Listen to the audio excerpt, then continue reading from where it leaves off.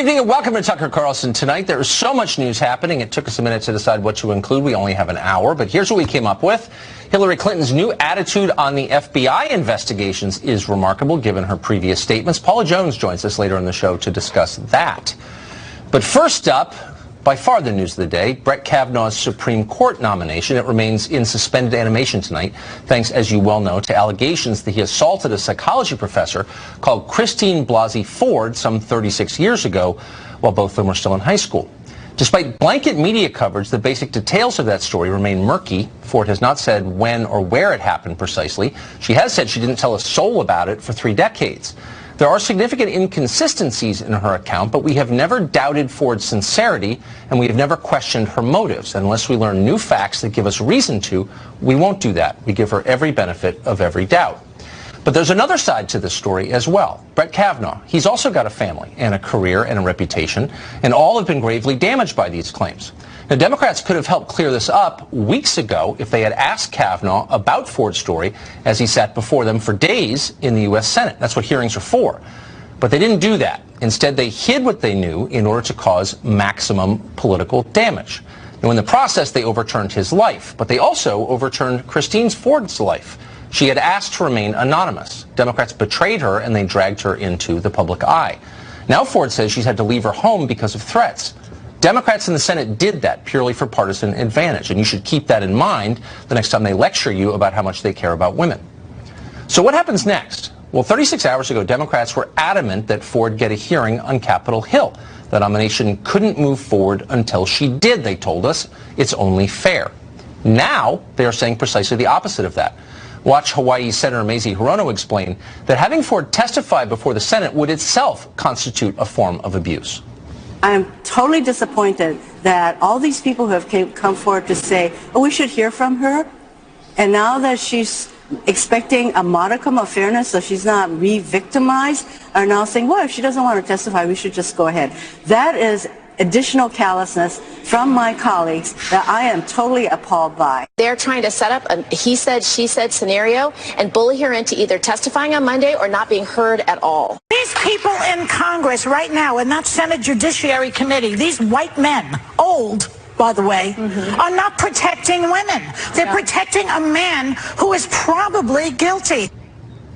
Did you catch that last part? Not just men, but old white men. The worst kind, the kind who should be punished just for who they are. If nothing else, the story has opened a window into how many on the left really think. It's a tribal worldview where people are not regarded as individuals with distinct personalities and beliefs and aspirations, but instead as faceless members of ethnic blocs sorted by genes. It's a world where some people are inherently good and some are inherently bad. It's a place where how you're born determines what you're worth. That's what the left now believes. They say so all the time. But remember, you're the Nazi here, so shut up. Well, you either find this brand of hard identity politics disgusting, or you don't. Hillary Clinton is drawn to it like a bear to donuts. She came out of semi-retirement last night to weigh in at length on cable news. Here's how she said the Trump administration ought to respond to the allegations against Brett Kavanaugh. Watch.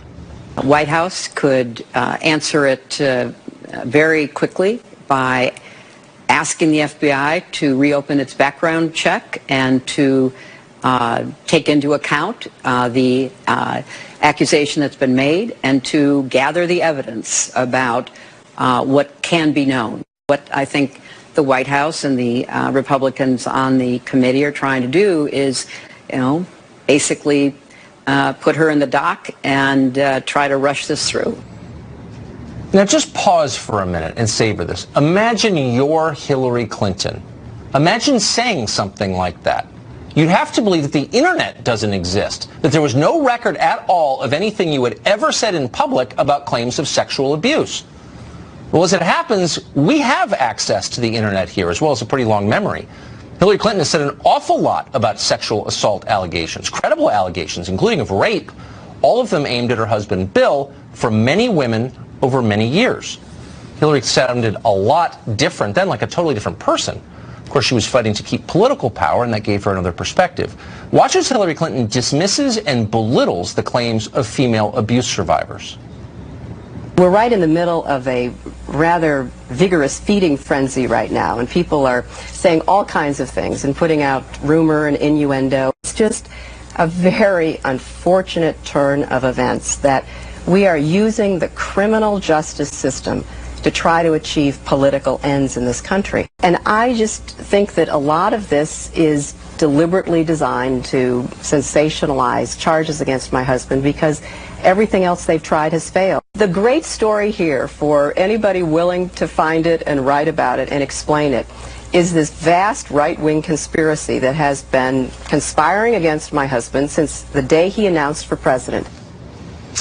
Oh, how times have changed. One thing that has not changed is the torrent of propaganda from the left. Whenever their control of this country is challenged, they will say literally anything. Jim Sciutto, for example, a former Obama appointee now posing as a journalist over at CNN, summed up today's news this way, quote, "The offer to Christina Blasey Ford is blunt. Testify in public 6 days from now while under death threats, or your allegation will be ignored in the confirmation of a SCOTUS nominee." In other words, says Jim Sciutto, Republicans are jeopardizing Ford's life by asking her to tell her story. Not only is this overwrought and dumb, it's factually wrong. Republicans want Ford to testify because they want to get this over with and vote. That's what you do in a democracy. They've even offered to interview her privately in California. Senator Grassley sent a letter to that effect just recently. Democrats oppose that, of course. They like to ride this story into November and beyond.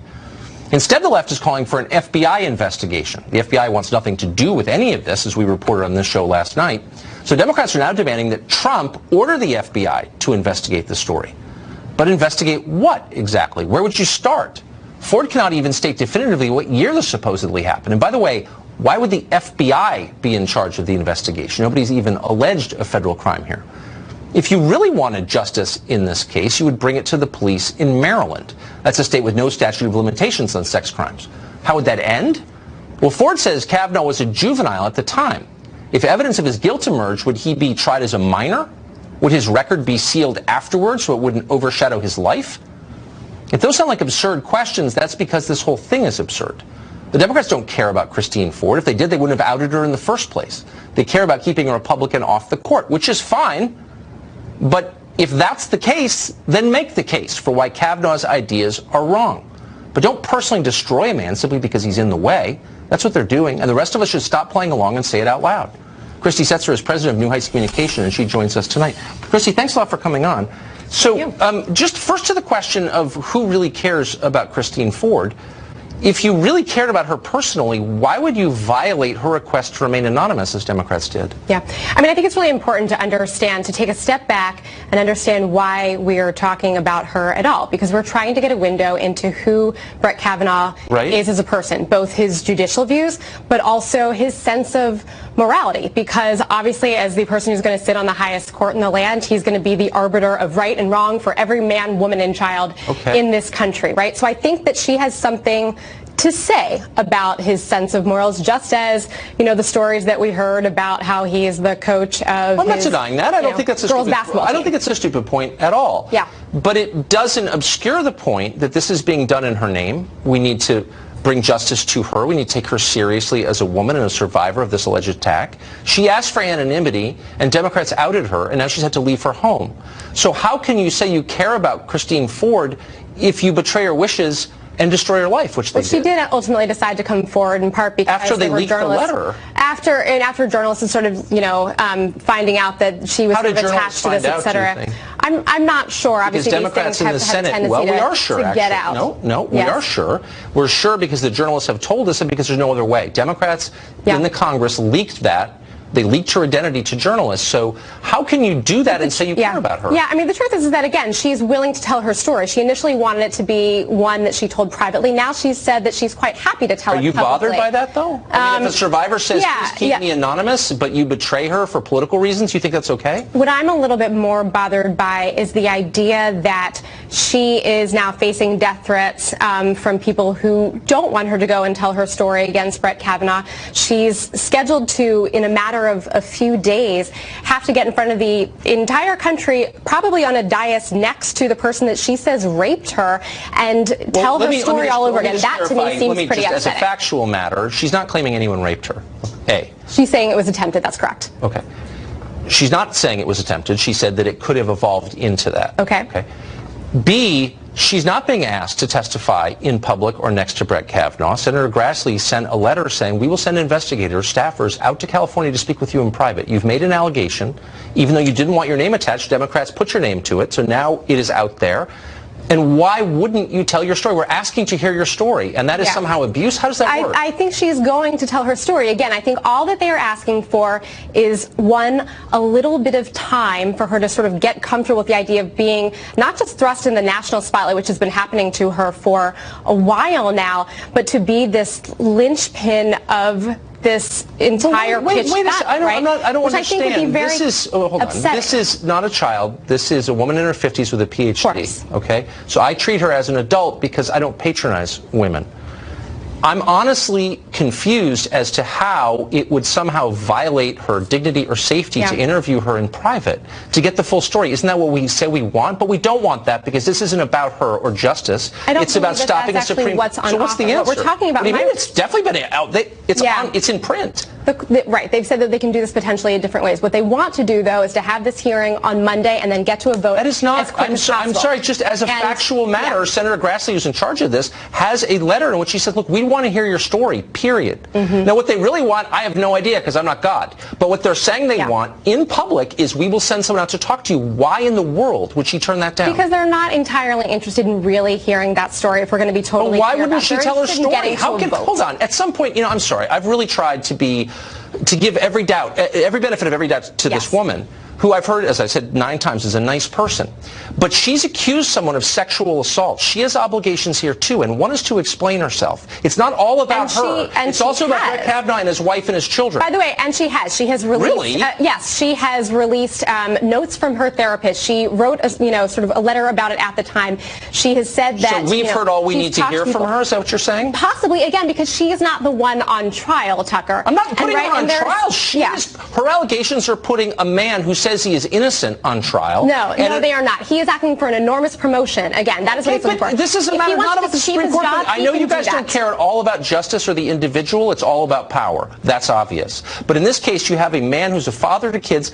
I don't know what happened. I know she's accused him of this. Doesn't she have an obligation to explain herself? How does she not? That's the linchpin of our justice system, facing your accuser and hearing the whole story, not just throwing bits out there to wreck your life. Again, she has submitted a letter. She's done these things. The next question that they have is, why can't there be an FBI investigation, just like there was actually in on what grounds? Why does the FBI have why not a state of Maryland investigation? Because if you're a U.S. senator, you're probably a lot of things, but you're probably not a established prosecutor or investigator, whatever. But you don't know how to get to the truth of it. Bethesda police investigate? Why the FBI has no jurisdiction here? This is so bizarre. A number of senators have basically said outright, well, I'm going to listen to her story and then decide what I think happened. Well, you're not going to be able to get to the bottom of it after 35 years. Leaving aside what we can know about a story that she can't explain, I'm not attacking her. She can't explain when or where it happened. Again, not attacking her. I'm noting the facts, which are the only basis upon which we make judgments in cases like this. Not whether she's a woman or he's white or these insane identity politics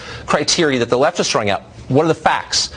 And she's told us what she says she knows of the facts. And based on that, how will we know? Right. So 73% of sexual assault victims do not come forward. And this is sort of why, because they understand that if they do come and tell their story, there's going to be a presumption of that they did something wrong, that they are trying to take a man's career down. I'm not presuming that. Whatever, right? And there's a reason why. I don't know what you're talking about. I'm not presuming anything. I'm saying you make an allegation of a crime, don't you have an obligation to explain what you mean? I'm missing something. If I say you embezzled money from me, Christy embezzled money from me, I'm not going to tell you any details. You would say rightly, hey, man, you just accused me of a felony. Tucker, she has explained her story to many people at this point. She told her story, obviously, to her husband, probably after the fact. She told it to her therapist. She told it to her lawyers repeatedly. She told it to Anna Eshoo. She told it to, I believe, to Dianne Feinstein. She's told it many, many times. Then why not have the Bethesda police investigate? I'm serious. If you really care about finding out what happened, what does the FBI have to do with this, and where's the jurisdiction for them to do it? Yeah, I mean,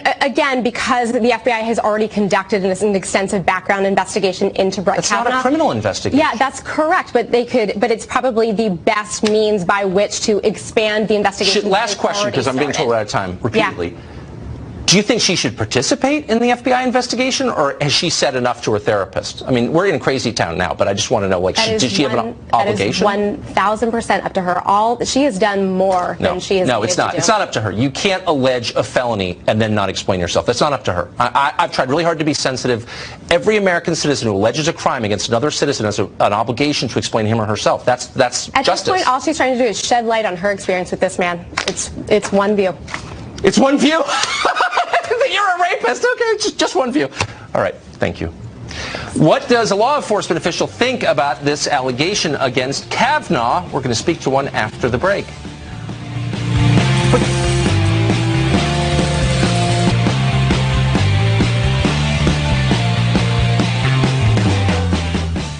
We're continuing to cover the story around Brett Kavanaugh's nomination to the Supreme Court, which is getting crazier and murkier by the moment. It's a 36-year-old allegation.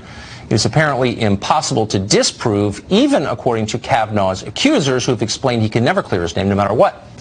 Francie Hakes is a former DOJ National Coordinator for Child Exploitation and Prevention and Interdiction, and she joins us now. Francie, thanks a lot for coming on tonight. So since you've spent your life prosecuting, looking into crimes like this, what's your assessment of this allegation? Well, Tucker, it's interesting. As a prosecutor, I look at allegations that are generally only he said, she said, with two factors. One, what is the level of detail of the allegation? And I got this from children as young as 4 all the way to adult men and women. What is the detail in the allegation that indicates veracity? And number 2, is there a motive or bias to make up a false allegation? And here you have to say that, at least in the respect of how it's being treated, it looks very political. When it comes to the level of detail, I have to say it is lacking. I do not want to accuse Dr. Ford, and I'm not accusing Dr. Ford of lying. All I'm saying is, if I was assessing this as a prosecutor, this is not a case I could bring. Huh. So what, I mean, since the calls right now, tonight, by Democrats, and needless to say they're being amplified by their puppets in the media, are to get the FBI to investigate this, to ask the president to tell the FBI to investigate this crime. If you were investigating it as a former prosecutor, where would you start based on the facts that we now have? The only thing you can do in this case, in my opinion, Tucker, is talk to her and talk to Judge Kavanaugh. There are no allegations of exactly when this happened or exactly where it took place, what the other circumstances were at the party. And so I do not understand how the FBI could be expected to look into something that is, first, outside their jurisdiction, but second, 36 years old, without any level of detail that would allow them to dig in and investigate. So can we take those calls as credible or sincere? I don't think so. It looks to me to be very political, Tucker. I mean, at this point, you've got an 11th hour allegation. Well, really, it's a 13th hour allegation, if you will, because it's after the hearings were closed. There was plenty of opportunity to ask Judge Kavanaugh about these allegations before they were brought out last week by Senator Feinstein. What I'm most troubled by is that you have a bare allegation on paper. Remember, at this moment, it's paper. The public has heard nothing from Dr. Ford. And so it is a paper allegation that looks to me like it is designed to bring down Judge Kavanaugh, certainly to ruin his life and reputation. And we don't do that in this country without due process. Well, we certainly do it quite a bit now, I've noticed. Francie, thank you very much. Thanks for having me. Over on CNN, commentator Simone Sanders has staked out a brand new position by wanting to hear testimony about allegations of abuse from Christine Ford. Republicans are somehow saying that sexual abuse doesn't matter. I think what the Republicans, not just on the Senate Judiciary Committee, but Republicans in the Senate at large are doing is wrong, and so is the Republican president. They are sending a message that sexual assault, allegations of sexual assault do not matter.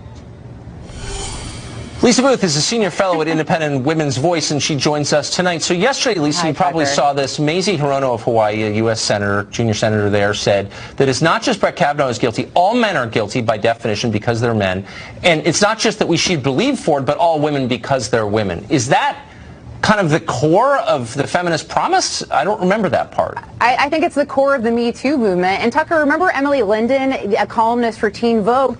She tweeted out, I think a little less than a year ago, that it's okay if innocent men get caught up in the Me Too movement because it serves a broader purpose. I fundamentally disagree with that, and I think that's the bigger problem with the Me Too movement, Tucker, is it only considers the accuser and it doesn't consider the accused.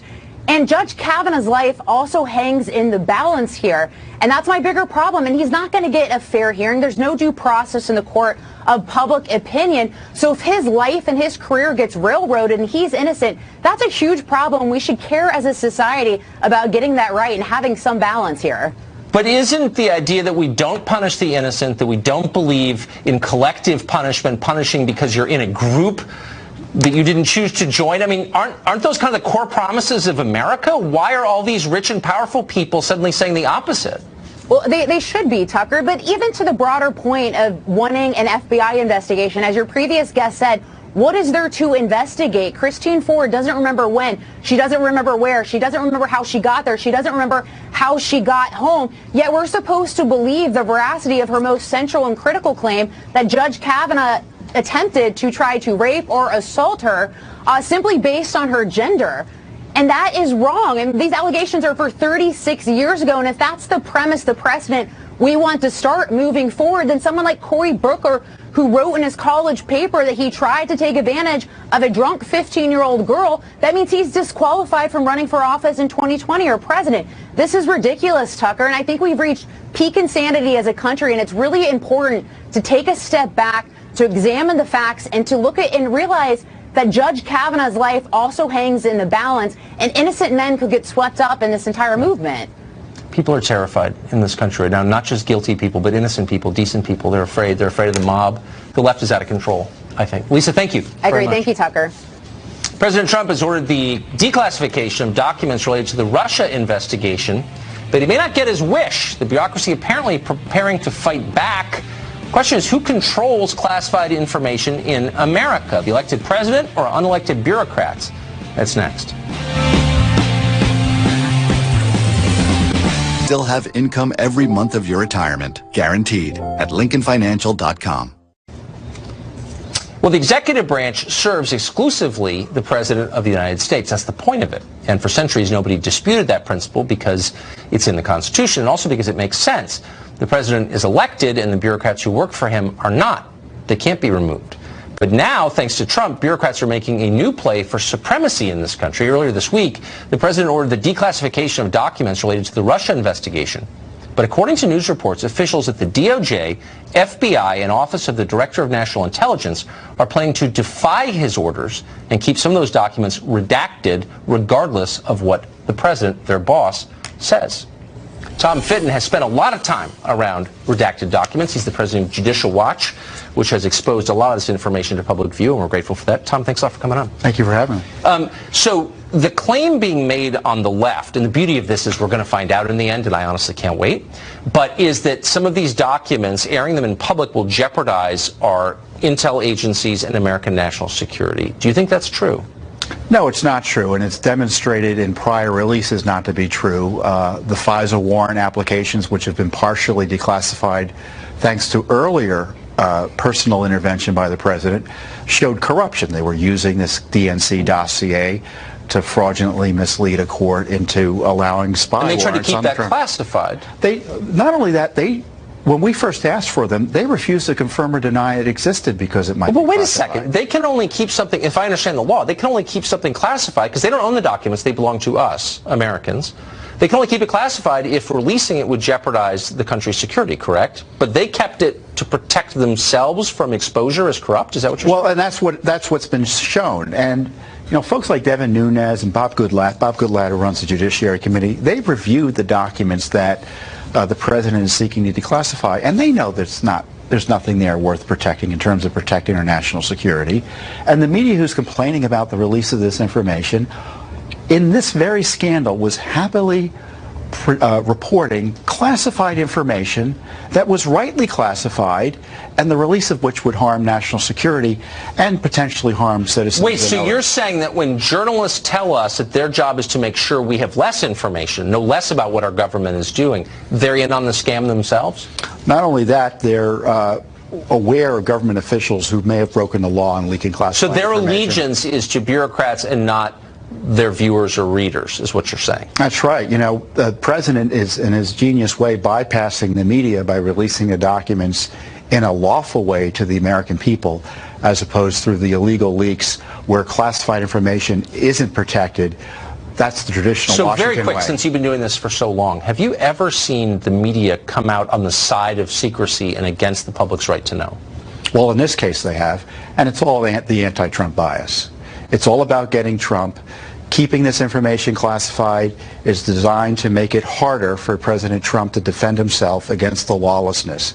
And the classification of information related to the FISA warrants, text messages, the mere existence of the FISA warrants, all help protect the deep state from being held accountable for the misconduct during the Obama administration well into this administration. They're so corrupt. The press is so corrupt. We're waiting for the documents. We're waiting for the documents. All we want are the documents under law, and the president did a heroic act in doing it. Yeah, they belong to us. They belong to the public, not to John Brennan. Tom, thank you. You're welcome. Well, colleges led the way on segregation a generation or two ago, and thank God they did. And yet, weirdly, they are now resegregating students by race, and they're getting away with it, and the left supports it. The world is turned upside down. We're going to try and right it in the next segment. Plus, Paula Jones joins us to discuss Hillary Clinton's change of heart on the FBI investigating allegations of sex abuse. Stay tuned for that.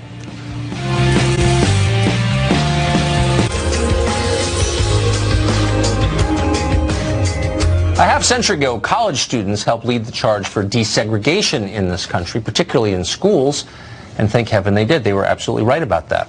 Now, amazingly, colleges are leading a charge to resegregate their student bodies. There are many examples of this, but here's just one. At the University of Maryland, a group called White Awake meets weekly to give students of a certain race a safe space to talk about racial issues, for real. At the University of North Carolina at Charlotte, meanwhile, a program called White Consciousness Conversations is advertised as a way to develop anti-racist practice. What is this? Jason Nichols is a professor of African American Studies at the University of Maryland. He joins us tonight.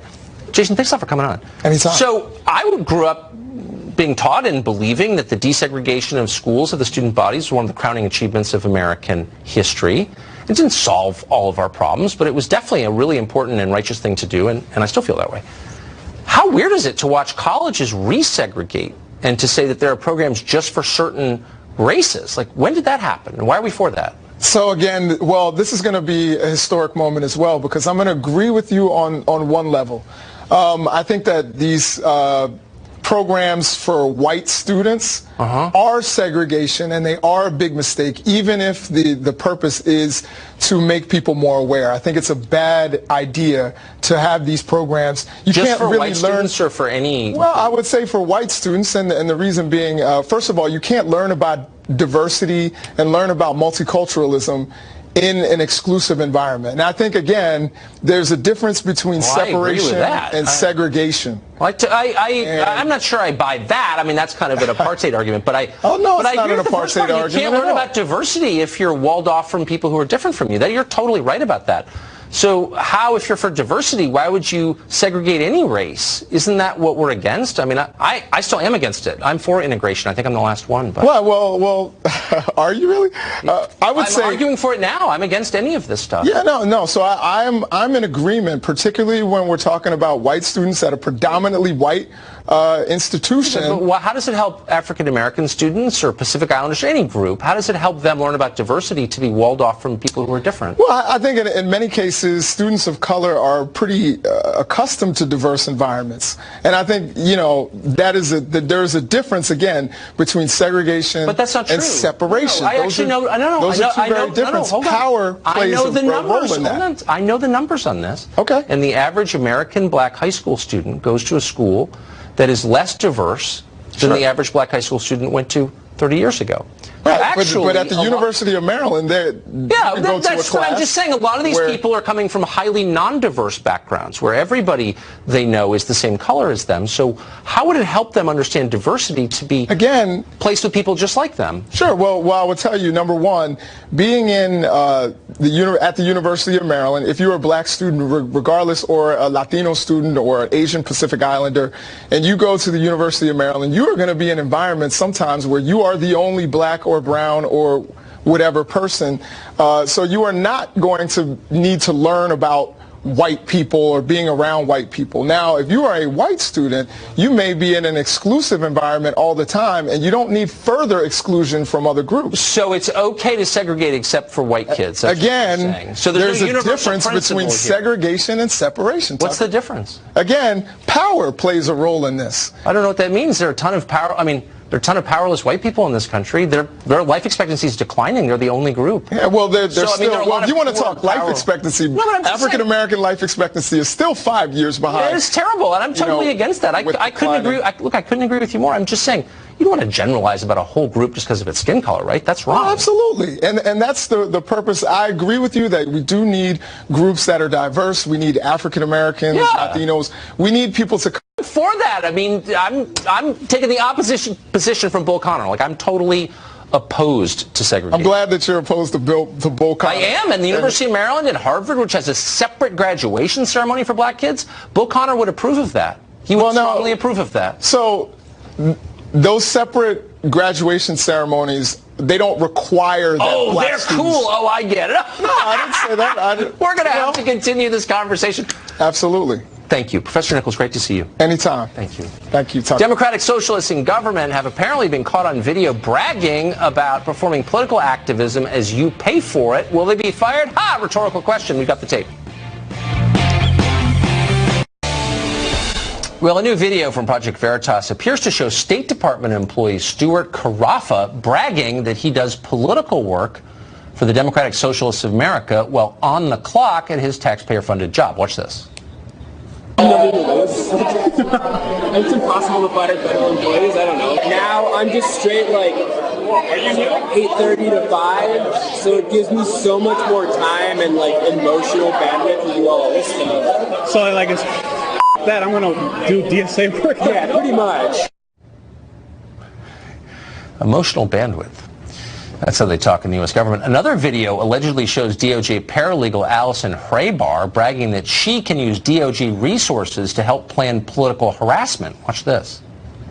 There's a lot of talk at work about like how we can position inside. Yeah. It's kind of like the DOJ we can't So we ran the license plate, and it was a car registered to Jeremy Wiley. So his car is parked outside a house that he does own as of very recently, and someone saw him through the window, which is also very helpful.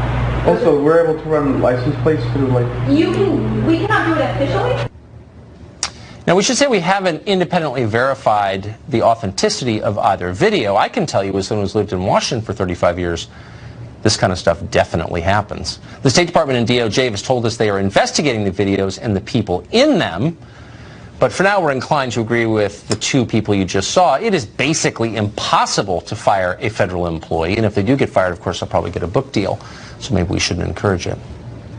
Well, it's no secret the left has become completely unglued in the age of Trump. You see it every time you turn on the television.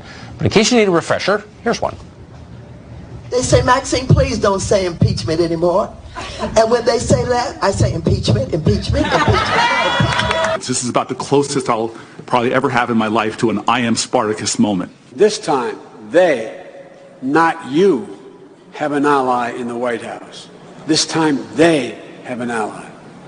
They're a small percentage of the American people, virulent people. Some of them the dregs of society. The men of this country, just shut up and step up. Do the right thing for a change. People didn't used to talk like that. What you're seeing is a descent into madness. What's causing it? Victor Davis Hanson has thought a lot about this. He's a senior fellow at the Hoover Institution and one of our favorite guests. He joins us tonight. Dr. Hanson, what do you think is the core cause of this mass hysteria taking place on the left right now? Well, I think that in June, Trump was sort of inching up toward 45, and then the Michael Cohen and the Stormy Daniels gave an opening, and then all of a sudden the progressives said, time's running out before the midterms, so we saw the hijacking. Really, it was a hijacking of the McCain funeral, and then next we had this weird op-ed that was anonymous suggesting there was an ongoing coup in the Trump administration, which the Times seemed to approve of, and then we had Bob Woodward back on, taking up where Omaroso and Michael Wolff left off, and then we had this Spartacus circus of the Kavanaugh hearings, and there was an echo chamber. Then within that echo chamber, though, the old guard liberal wing of the Democratic Party had birthed this race, class, gender child And now it was devouring them. So Joe Biden said, you know, I may be an old white guy, but I can say dregs of society. And Hillary Clinton said, I'm a has-been, but I can get back and give lectures about the rights of a woman accused, an accuser, very ironic. And then we had Dianne Feinstein playing the key role, where she thought she'd have this insurance policy, this anonymous letter, and just sort of see if the hearings derailed Kavanaugh. If they didn't, she'd whiff it around, and that scent would destroy Kavanaugh, and it didn't work. And so she was left with this kind of Orwellian situation. Says, I don't really know if this is true, I just put it out there, but we're going to live now in a world of jurisprudence where any of us are subject to a charge that's anonymous 36 years out of our past, where we don't know the location or the time of the incident, but the accuser shall tell the government agency the conditions under which the accused shall be investigated. And I don't know how this is all going to react, Tucker, but they think they're creating this blue wave, but it may be that people in places like where I am, the Central Valley or Western Pennsylvania, said, you know what, that's why I voted for Trump, because I didn't see an alternative to this madness, and that could happen. Or they don't want to live in a world in which we live the anonymous charge rules over logic and rational inquiry and empiricism. He's a flawed guy, but these people are starting to really scare us. That's how I feel. Anyway, Victor Davis Hanson, thank you. Smart, so smart, as always. Thank you. Hillary Clinton has changed her view on FBI investigations into, excuse me, it's hilarious. It actually started to, I feel laugh rising, into old sexual abuse allegations. Paula Jones has watched this for many years. She joins us next to assess Hillary's change of heart. Stay tuned. Well, a new video from Project Veritas appears to show State Department employee Stuart Carafa bragging that he does political work for the Democratic Socialists of America while on the clock at his taxpayer-funded job. Watch this. It's impossible to find better employees. I don't know. Now I'm just straight like 8:30 to 5, so it gives me so much more time and like emotional bandwidth to do all of this stuff. So like it's that I'm gonna do DSA work. Yeah, pretty much. Emotional bandwidth. That's how they talk in the U.S. government. Another video allegedly shows DOJ paralegal Allison Hraybar bragging that she can use DOJ resources to help plan political harassment. Watch this. There's a lot of talk about like how we can resist from inside. Yeah. It's kind of lucky that the other day we can't so we ran the license plate. It was a car registered to Jeremy Wiley. So yeah, his car is parked outside a house that he does own as of very recently, and someone saw him through the window, which is also very helpful. Also, we're able to run license plates through like... We cannot do it officially. Now, we should say we haven't independently verified the authenticity of either video. I can tell you, as someone who's lived in Washington for 35 years, this kind of stuff definitely happens. The State Department and DOJ has told us they are investigating the videos and the people in them. But for now, we're inclined to agree with the two people you just saw. It is basically impossible to fire a federal employee. And if they do get fired, of course, they'll probably get a book deal. So maybe we shouldn't encourage it. Well, it's no secret the left has become completely unglued in the age of Trump. You see it every time you turn on the television. But in case you need a refresher, here's one. They say, Maxine, please don't say impeachment anymore. And when they say that, I say impeachment, impeachment, impeachment. This is about the closest I'll probably ever have in my life to an I am Spartacus moment. This time, they, not you, have an ally in the White House. This time, they have an ally. They're a small percentage of the American people, virulent people. Some of them the dregs of society. The men of this country, just shut up and step up. Do the right thing for a change. People didn't used to talk like that. What you're seeing is a descent into madness. What's causing it? Victor Davis Hanson has thought a lot about this. He's a senior fellow at the Hoover Institution and one of our favorite guests. He joins us tonight. Dr. Hanson, what do you think is the core cause of this mass hysteria taking place on the left right now? Well, I think that in June, Trump was sort of inching up toward 45, and then the Michael Cohen and the Stormy Daniels gave an opening, and then all of a sudden the progressives said, time's running out before the midterms, so we saw the hijacking. Really, it was a hijacking of the McCain funeral, and then next we had this weird op-ed that was anonymous suggesting there was an ongoing coup in the Trump administration, which the Times seemed to approve of. And then we had Bob Woodward back on, taking up where Omaroso and Michael Wolff left off. And then we had this Spartacus circus of the Kavanaugh hearings. And there was an echo chamber. Then within that echo chamber, though, the old guard liberal wing of the Democratic Party had birthed this race, class, gender child, and now it was devouring them. So Joe Biden said, you know, I may be an old white guy, but I can say dregs of society. And Hillary Clinton said, I'm a has-been, but I can get back and give lectures about the rights of a woman accused, an accuser, very ironic. And then we had Dianne Feinstein playing the key role, where she thought she'd have this insurance policy, this anonymous letter, and just sort of see if the hearings derailed Kavanaugh. If they didn't, she'd whiff it around and that scent would destroy Kavanaugh, and it didn't work. And so she was left with this kind of Orwellian situation. Says, I don't really know if this is true, but I just put it out there, but we're going to live now in a world of jurisprudence where any of us are subject to a charge that's anonymous 36 years out of our past, where we don't know the location or the time of the incident, but the accuser shall tell the government agency the conditions under which the accused shall be investigated. And I don't know how this is all going to react, Tucker, but they think they're creating this blue wave, but it may be that people in places like where I am, the Central Valley or Western Pennsylvania, said, you know what, that's why I voted for Trump, because I didn't see an alternative to this madness, and that could happen. Or they don't want to live in a world in which we live the anonymous charge rules over logic and rational inquiry and empiricism. He's a flawed guy, but these people are starting to really scare us. That's how I feel. Anyway, Victor Davis Hanson, thank you. Smart, so smart, as always. Thank you. Hillary Clinton has changed her view on FBI investigations into, excuse me, it's hilarious. It actually started to, I feel laugh rising, into old sexual abuse allegations. Paula Jones has watched this for many years. She joins us next to assess Hillary's change of heart. Stay tuned.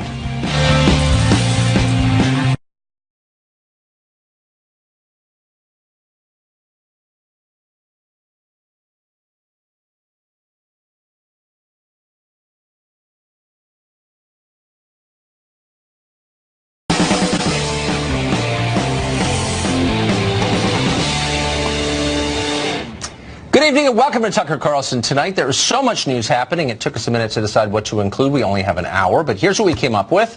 Hillary Clinton's new attitude on the FBI investigations is remarkable given her previous statements. Paula Jones joins us later in the show to discuss that. But first up, by far the news of the day, Brett Kavanaugh's Supreme Court nomination. It remains in suspended animation tonight, thanks, as you well know, to allegations that he assaulted a psychology professor